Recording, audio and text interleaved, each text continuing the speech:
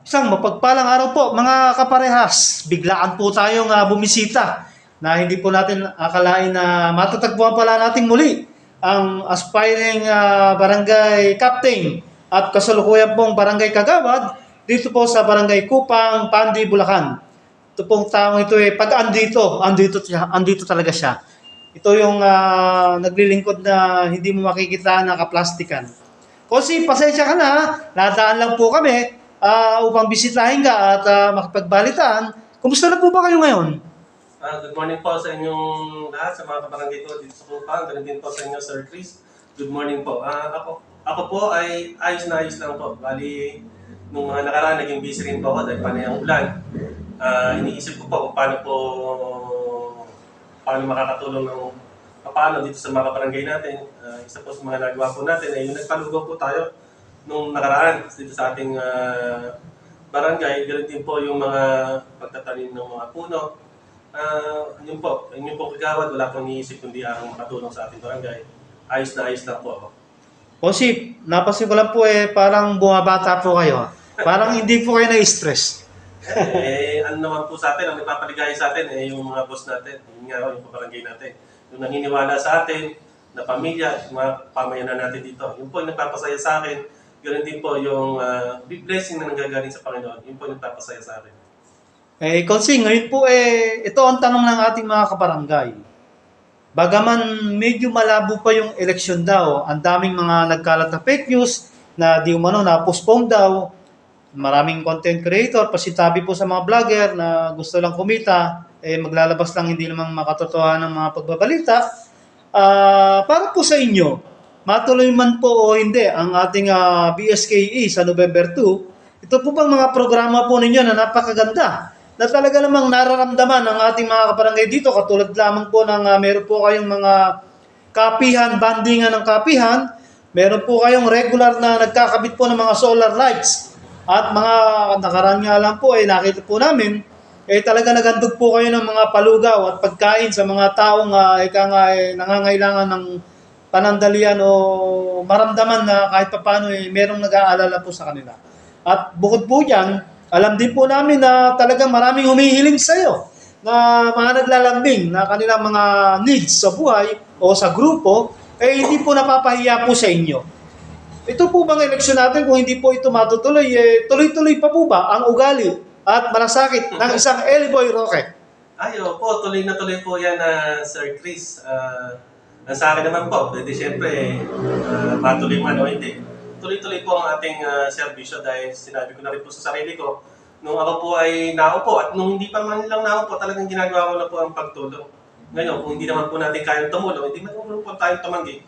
Pero may dadahilan po tayo kung bakit hindi natin natulungan sa mga bagay na gano'n. Sa ngayon po, masasabi ko po, tuloy po ang ating pagsaserbisyo, ang ating paglilingkod dahil yung po ang sinumpa natin na maglingkod sa ating pamayanan dito sa Kupang. Hindi po ba kayo nanlalambot pag nababalitaan po ninyong postpone daw po ang barangay election? Hindi ako nanlalambot. Ba't ka manlalambot? Pagka nanlambot ka, ibig sabihin, hindi magandang hangarin mo. Kaya tayo po, tuloy-tuloy po.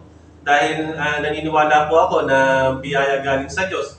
Pagka ituloy-tuloy na binibigay niya sa atin yun, dahil marami rin tayong natutulungan ng ibang tao. So para sa akin, tuloy na natin ang serbisyo, matuloy o hindi, tuloy natin yung serbisyo para sa barangay.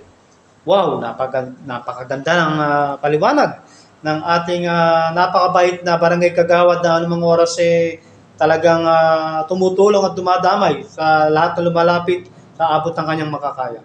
Konsi, this is your time. Kung nanonood po ba ngayon ang ating mga mahal na kabarangay dito po sa Barangay Kupang, mensahe nga po para sa kanila. Ayun po, ngayon po ay panahon ng tag-ulan.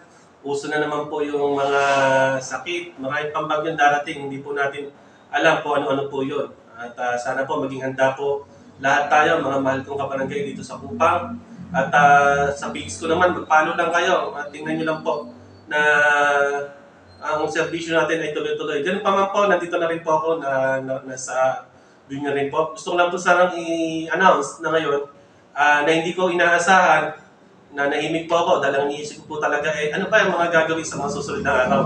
Bigla po ipinalita sa akin ng mga konsyel ko na may tumindig po para sa SK chairman dito sa aking partido. Wow. I mean, dito sa team ng Eliboy. So, pinakikilala ko po sa inyo, mamaya, o ngayon, pwede ko na pong sabihin, at mamaya, baka makilala nyo pa po. Walang iba po, kundi si Rochelle Concepcion po. Tubong taga-upang po. Yun naman po. Wow. Ayos po pala, Kosi. Marami ng padami ang mga naniniwala po sa inyong kakayahan at sa inyong grupo na talaga namang may nanindigan pa pala ngayon na tatayo bilang SK chairman na aspirante. Konsi, una po sa lahat, maraming salamat po sa palagian po ninyong pagharap sa Parehas News at kailanman na hindi po kayo nagsungit at nagtago at lalong higit sa lahat talagang dama po namin ang pagiging totoong tao po ninyo. Maraming pong salamat in behalf of Parehas News. Maraming salamat po sa tunay na paglilingkod po sa Barangay Kupang at tunay na pakikiharap na mabuti sa amin po sa Parehas News. Konsi, this is the last question. Bagaman ito po yung nakakagulat o nakakabigla, alam ko naman po kayang-kaya mo po itong sagutin.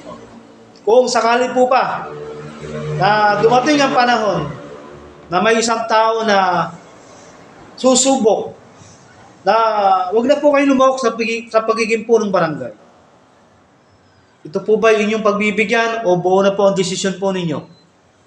Buo na po ang desisyon ko kasi nga, gaya ng sabi ko sa inyo, ako hindi naman po sa nagbubuhat ng bangko. Nung ako po ay hindi pa kagawad, dati na po ako malapit sa tao. Dati na rin po akong na tumutulong. So siguro, hindi yun sapat. Siguro mas may higit pa para sa pwesto para makapagbigay ko tayo ng tulong diretso.